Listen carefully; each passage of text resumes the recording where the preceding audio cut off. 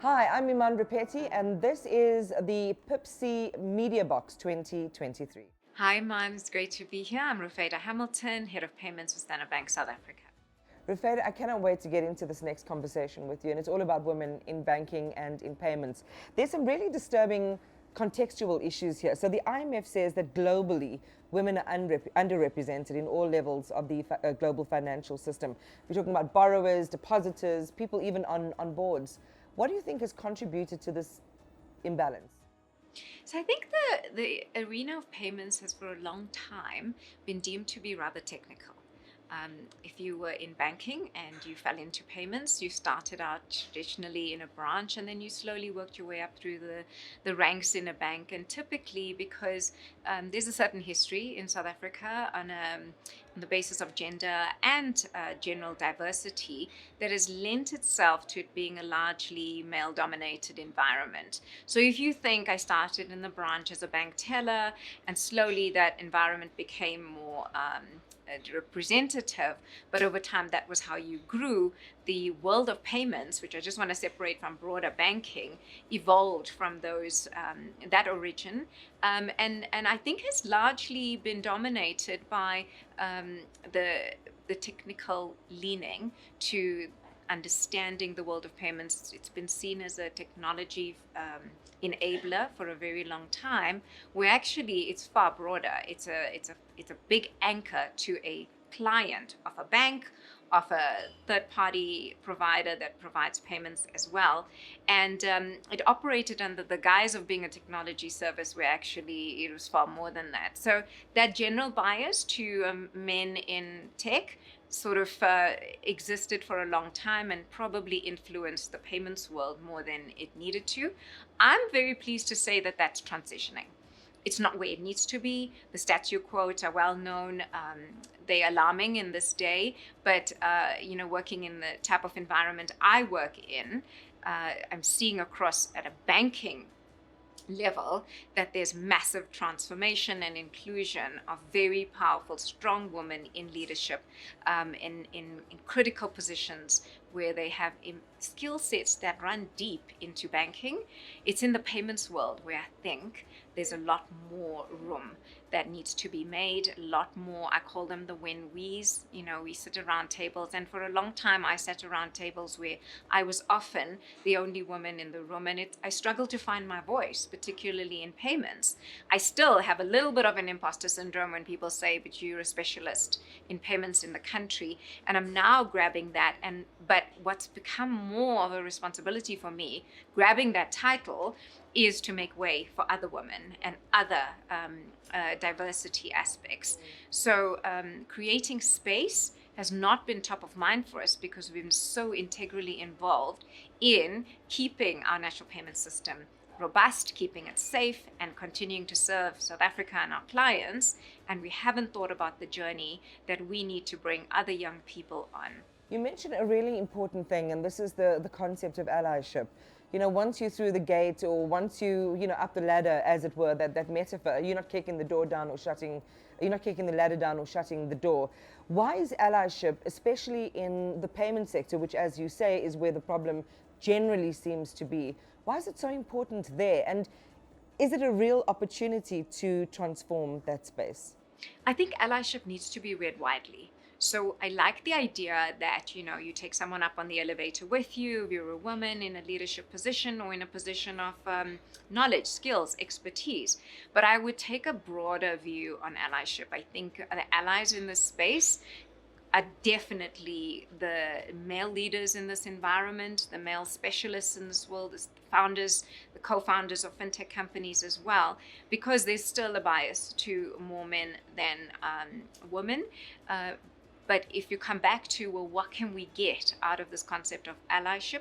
So firstly, it is about dealing with it responsibly. What can you do as a leader or a specialist to bring other people on the journey? So it's great to offer that, and it's great to formalize it. And I think we haven't done enough of formalizing, here's a mentorship program in country that we are running for women in payments, or here is how you can access the leaders who have held this space for a long time, who are your go-to if you have a a technical issue or just an issue around, like I said, finding my voice. In fact, I sat very meekly at board tables for a long time, and then eventually summoned the courage to say to um, a very strong, very, very vibrant leader in payments, and said to him, will you mentor me? I can't seem to find my voice or frame my arguments in this space.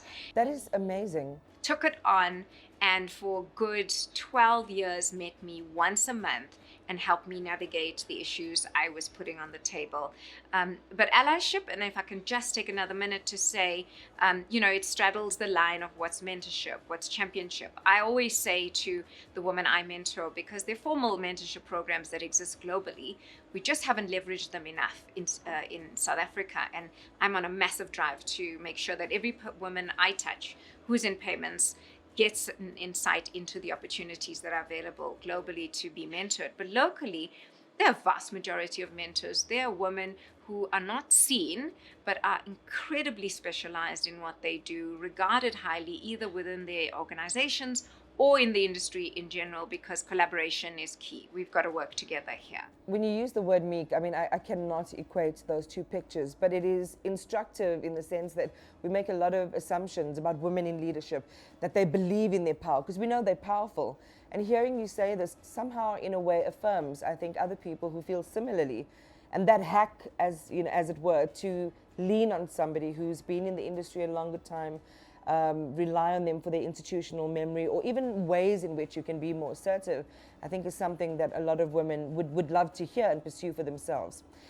Here's what doesn't make any sense to me, Rufeda, is that all of both the anecdotal research and proper research, from people from places and institutions like the IMF, suggests that when you narrow the gender gap, you foster greater stability in fiscal and monetary policy. And you also, as a consequence of that, enhance economic growth. So everything tells us that putting a woman in those positions, filling out those ranks with women, brings stability, clarity, and a greater opportunity to meet your strategic vision. If it makes so much sense, why are we not doing it exponentially? I don't know the why. I think we are definitely on the path, and I think that we're embracing the opportunity to do that. I think we find ways that inhibit us. And I think that there's always a narrative around a woman, and when an opportunity comes up, she's not ready yet. And I've heard it a lot, and I'm the first one now to challenge that. We've got to be deliberate as the woman allies in this space to say, for example, the little things like we won't sit on a panel that's male only. We've got to give space to women, and we've got to be very intentional and deliberate about how we do that. So I think we keep asking the why, and we keep doing it in an accusatory and adversarial way when we're part of the solution. So why is it not being done exponentially? Because I carried a responsibility that I may not have leaned into enough, and I didn't create enough space and enough aerage or aeration for younger people to come through the ranks and learn from me. And I think that there's an opportunity there for others in peers to myself in my position who can help foster that sort of growth in the environment. I do think also, and I'm taking nothing away from the responsibility, these are complex arenas to get into. It's taken me 23 years, and every day I learn something new in payments. And then try and combine payments and banking, and I often think we're a dying breed because there are not enough payment bankers in the country and certainly in the world. And notwithstanding the disruption and the favorable disruption fintechs are bringing, there's a nuance around understanding banking and payments that is still very, very hardly, the gap is felt in the country, that we don't have enough of that. So I'm on a drive to create that capacity in the country. Our regulators are, and for me, it's about how we all, in an allied way, combine to grow those opportunities to bring people in. All right, so if there was a call to action that you could make in this moment, both to young women who might be studying, who might be at the beginning of their careers, how do we swell the ranks then? And you know, what would your encouragement be to those people? I think the first thing is to understand the different flavors that you can pick up on in terms of banking, payments, fintech, paytech, all of the things we've been speaking about over the last 2 days. There are different nuances to how you can establish a career in that space. You could be that, dramatically ambitious that you could decide that you're going to be the provider of that service and go and be a founder of a fintech, and then try and, for a young woman in the space or young woman coming into the space, I always say you need your own advisory board. That means you need not just the one individual I said to many years ago, Meekly, will you mentor me? Because we blinked and 12 years later he was retiring, and I was like, okay, where do I get my guidance and navigation from? So it's about an advisory board. No one there's your therapist. If you want a therapist, you go and pay for that. But you're going to need, and you must ask for, a champion, a sponsor, someone who's going to give you the technical insight you need when a problem is just that technically difficult to understand, and then someone who picks you up off the floor when you've had a really low day. So I always say, don't put all your eggs in one basket. Don't expect that one individual is going to give you the plethora of insights and growth opportunities that you need. Final question, and I didn't realize this until I was, researching for our conversation. What's heartening is that it's actually sub-Saharan African countries that have the highest score of female banking executives. Latin Americans are further down the scale, and it seems like what we would consider, developed world economies are somewhere in the middle. So we're doing better than them, and it's wonderful to be ahead in the race on at least, a couple of things. What do you make of that comparison? And again, just kind of look at it between banking and between payments. I do think the emerging markets have really flipped payments and banking on its head.